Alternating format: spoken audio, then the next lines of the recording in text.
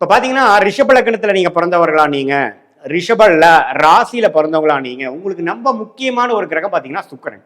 ரிஷபமே சுக்கிரனோட வீடாகவும் ராசி அதிபதியும் சுக்கிரன், லக்னாதிபதியும் சுக்கிரனாக வரும்பொழுது சுக்கிரன்கிற கிரகம் மிகவும் முக்கியத்துவம் வாய்ந்ததாக இருக்கு. உங்களுடைய உடல், உள்ளம், மனசு எல்லாத்தையும் ஆளக்கூடிய ஒரு கிரகமாக உங்களுக்கு வரக்கூடிய கிரகம் சுக்கிரன். சுக்கிரன் 11ஆம் இடத்துல மீனத்துல உச்சம் பெறும் பொழுது சூப்பர், அருமையான விஷயம். ஆனா அவரே சனி, ராகு, செவ்வாயோட சேர்ந்துட்டா கொஞ்சம் பாதிப்பு இருக்குது. கொஞ்சம் பாதிப்பான கருமால தான் பிறந்திருக்கீங்க. செயல்திறன்ல ஒரு பாதிப்பு இருக்கு, சிந்திக்கும் அளவுல சில பாதிப்புகள் இருக்கு. சுக்கிரன்கிற இல்லற வாழ்க்கை சுகபோகங்கள்ல கொஞ்சம் பாதிப்புகள் அப்பப்ப வரும். அது சுக்கிரன் சம்பந்தப்பட்ட தசாபுக்திகளை வருங்கிறத நம்ம தெரிந்து கொள்ள வேண்டும். அதே சுக்கிரன் கண்ணில நீச்சமா இருந்தாலும் நீச்ச பங்கம் புதனோட இருந்து ஆனா பரவாயில்ல. ஆனா நீச்ச பங்கம் இல்லாமல் புதனோட வீட்டுல இருக்கிறது தவறு. கொஞ்சம் வாழ்க்கையில சில விஷயங்கள் பெற வேண்டியது பெற முடியாம போயிடும். வாழ்க்கை திருப்திகரமாக இருக்காது, ஃபுல்ஃபில்மெண்டாக இருக்காது என்பதை நீங்கள் தெரிந்து கொள்ள வேண்டும்.